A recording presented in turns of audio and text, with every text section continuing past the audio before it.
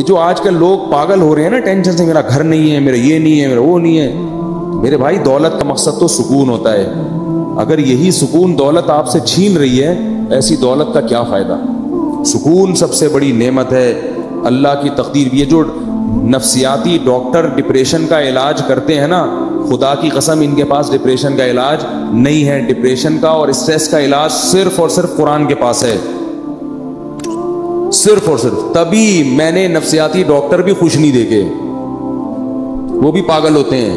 ان کو یہ ہوتا ہے مریض ہی نہیں آ رہا ہمارے پاس، اسی میں ڈپریشن کے جو ہے نا مریض بن جاتے ہیں. یار کوئی بندہ ہی نہیں آ رہا، اتنی تھوڑی فیس دی ہے اس میں. وہ اپنا علاج نہیں کر سکتا، تمہارا کہاں سے کرے گا؟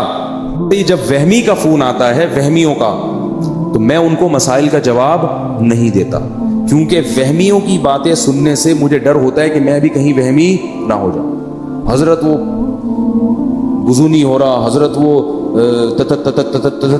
طلاق کا لفظ تو نہیں نکل گیا میرے دماغ میں، اور میں سوچتا رہتا ہوں. تو مجھے یہ ہوتا ہے کہ میرے بھی دماغ میں بھی یہ بات نہ بیٹھ جائے. میں کہتا ہوں بھائی جلدی سے بھاگ جائے یار، یہاں سے بند کر یار، کسی ڈاکٹر کو دکھا جا کے. بیمار کرو ڈاکٹروں کو کرو نا، ہم جو نارمل لوگ ہیں، ہمارا ہنسی خوشی زندگی گزارنے، ہمیں کیوں پریشان کر رہے ہو بھائی؟ تو کہاں سے کہاں بات چلی جاتی ہے. کیا بات کر رہا تھا میں، کیا بات کر رہا تھا؟ ہاں میں یہ بتا رہا تھا کہ دیکھو ڈپریشن کا جو اصل علاج ہے نا، وہ ہے تقدیر پر رضا. سب سے بہترین علاج یہ ہے کہ اللہ کا جو معاملہ میرے ساتھ ہے میں اس پر راضی ہوں. وہ مجھے اگر غریب رکھنا چاہتا ہے میں غربت میں خوش ہوں، وہ اگر مجھے 1000 گز کا بنگلہ دینا چاہتا ہے تو میں اس میں خوش ہوں. حضرت حسن رضی اللہ تعالیٰ عنہ بہت زیادہ دولت مند تھے، اور حضرت حسن کے جو نانا تھے محمد صلی اللہ علیہ وسلم، وہ بہت زیادہ مسکین تھے. تو کسی نے حضرت حسن سے کہا کہ آپ کے پاس تو بڑی دولت ہے اور آپ کے نانا اور آپ کے والد کے پاس تو تھی نہیں. تو انہوں نے کہا بھائی اللہ اگر مجھے اس میں رکھنا چاہتا ہے تو میں اس میں خوش ہوں. آئی بس سمجھ بھائی، جس حال میں اللہ نے رکھا ہے بس ٹھیک ہے، تو پریشان ہونے کی چندہ ضرورت نہیں ہے. اللہ آپ کو ڈیفینس میں گھر دلا رہے ہیں، وہاں رہ لو. اللہ آپ کو چاہ رہا ہے کہ آپ اورنگی ٹاؤن میں رہو تو وہاں رہ لو. اللہ چاہ رہا ہے کہ آپ گرو مندر میں رہو تو وہاں رہ لو. اللہ چاہ رہا ہے کہ مچھر کالونی میں لیاری ندی کے قریب رہو. اب آپ استطاعت نہیں ہے تو مجبوراً وہاں لے لو بھائی. مچھر کا کر لو، جالیاں والیاں لگا لو، اسپرے کر لو تاکہ بیمار نہ ہو. ٹھیک ہے نا، انجوائے کرو بس وہی اسی میں. چرسی دیکھو کیسے انجوائے کرتے ہیں. چرسیوں کے کپڑے دیکھیں آپ نے، پائپ کے نیچے، اب تو ملتے نہیں ہیروئنچی، چرسی نہیں ہیروئنچی، یہ جو پائپ ہوتے ہیں نا برساتی نالے کے پائپ، اس کے اندر چرسی بیٹھتے تھے، اب نہیں ہوتے. پتہ نہیں سنا ہے خودکش حملوں میں ان کو مروایا ہے لوگوں نے. تو کسی بھی چرسی کو دے دیا یہ بیگ فلاں مسجد میں رکھ کے آ جاؤ. دہشت گردوں نے ان کو بڑا استعمال کیا ہے. اور تو ایک پڑیا پکڑا دی، پڑیا ملے گی، وہ بیچارہ پڑیا کے چکر میں خود بھی پھٹ گیا. یہ دہشت گردوں نے سنا ہے میں نے واللہ عالم کہ ہیروئنچیوں کو بہت استعمال کیا. تو ہیروئنچی جو تھے ہم جب بچپن میں دیکھتے تھے وہ برساتی نالوں کے اندر بیٹھے ہوتے تھے، برساتی نالوں کے اندر ہیروئنچی بیٹھے ہوتے تھے، اور منہ میں بھی ان کے پائپ ہوتا تھا. تو اس زمانے میں بچپن میں ایک ڈرامہ آیا تھا، میں نے توبہ کی بھی ہے، پرانی باتیں کبھی کبھی بتا دیتا ہوں. اس میں ایک ہیروئنچی کو گانا گاتے ہوئے دکھایا کہ وہ مست ہے، ہیروئن میں پی ہوئی ہے، اس نے پائپ کے اندر بیٹھا ہوا ہے اور اس کے منہ میں بھی پائپ ہے جس میں چرس ہے. تو کہہ رہا ہے میں پائپ کے منہ میں ہوں، میرے منہ میں پائپ ہے.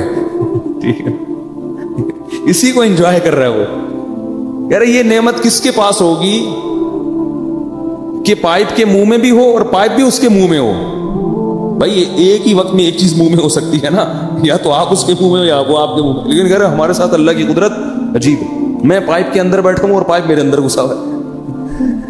تو ایک ہیروئنچی سے کسی نے پوچھا، وہ بھی مست سے پڑا ہوا ہے نا، خوش. تو اس ہیروئنچی سے کسی نے پوچھا کہ ہم نے سنا ہے کہ تم لوگ اتنے خوش ہوتے ہو پی کے کہ تم سمجھتے ہو کہ ہم چاند پہ پہنچ گئے ہیں. تو ہیروئنچی کہتا تو ابھی کہاں بیٹھا ہوا ہوں میں. تو ہمارے حضرت فرمایا کرتے تھے جیسے یہ لوگ نشے میں دیوانے ہو جاتے ہیں اور سارے غم بھلا دیتے ہیں، تو مسلمان کو چاہیے کہ وہ اللہ کی محبت میں اسی طرح دیوانہ ہو جائے اور سارے غموں کو بھلا دے. بولے بھائی میرا مقصود میرا مطلوب، میرا محبوب، میرا معبود صرف اللہ کی ذات ہے. مجھے جنت مطلوب ہے. یہاں مجھے 1000 گز کا بنگلہ نہ ملا، جھونپڑی میں گزارا کر لوں گا. جنت کے محلات مجھے ہر قیمت پہ چاہیے. یہاں مجھے کالی کلوٹی مل گئی. ایک بندہ آیا، میں میری بیوی بہت ہی بدصورت ہے، میں کیا کروں، پھنس گیا ہوں میں نے کہا صبر کرو، تم کون سا اتنے حسین ہو. ہمارے جو ہے نا ایک جامعہ میں ایک لڑکا تھا، اس کی شادی ہوئی تو ہمارے استاذ کے پاس آیا. اب اس کو شرم بھی آ رہی تھی، یہ استاذ تھے بڑے پیر و مرشد. تو وہ استاذ ہمیں واقعہ سنا رہے تھے، کہہ رہے میرے پاس آیا اور بڑا شرما رہا ہے، بڑا میں حضرت میں بڑا پریشان ہوں، میں یہ وہ بہت مشکل نا. مجھے بتاؤ کیا بات ہے. اس نے کہا میری شادی ہوئی ہے، میں نے بغیر دیکھے کی اور مجھے بیوی پسند نہیں آ رہی، شکل بالکل بھی اچھی نہیں ہے. تو کہتے ہیں میں نے اس سے کہا کہ کبھی اپنی شکل دیکھی ہے آئینے میں؟ ٹھیک ہے نا. کہتے اس نے کہا ہاں میں نے دیکھی ہے. کہہ رہے ہیں اب اس نیت سے دیکھو کہ میں کیسا ہوں. ایک تو ویسے ہی دیکھتا ہے نا انسان بال سیٹ کرنے کے لیے یا کچھ منہ پہ کچھ لگا ہوا تو نہیں. اس نیت سے دیکھو کہ کیا میں بھی ان لوگوں میں شمار ہوتا ہوں جس کو کوئی خوبصورت ملے. اس نیت سے اب جا کے دیکھو، اپنے نین نقش نہ، پوری ناک کا سائز وائز سب چیزیں چیک کرنا، جا کے کلر ولر بھی دیکھنا اچھی طرح سے.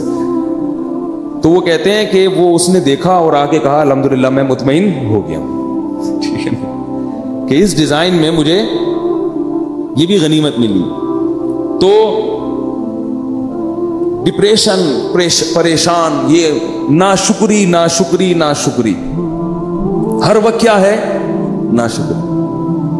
اتنی ناشکری ہے اس سے کیا ہو جاتے ہیں؟ ڈپریشن کے مریض بن جاتے. اگر خوش رہو گے بھائی، یہاں جیسی تیسی مل گئی، جنت میں کیا مل جائے گی؟ اگر صبر شکر سے زندگی گزاری تو جنت میں کیا ملے گا؟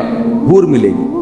جنت دنیا میں جو کچھ ملتا ہے نا ہم کو اور آپ کو، وہ اس میں ہماری محنت کا دخل نہیں ہوتا، اس میں تقدیر کا دخل زیادہ ہوتا. کیسے کیسے بدصورت لوگ ہیں، بہت خوبصورت عورتیں مل جاتی ہیں. کیسی کیسی بدصورت عورتیں ہیں، بہت خوبصورت شوہر مل جاتے ہیں. با اخلاق لوگوں کو بد اخلاق بیوی مل جاتی ہے، بد اخلاق کو با اخلاق.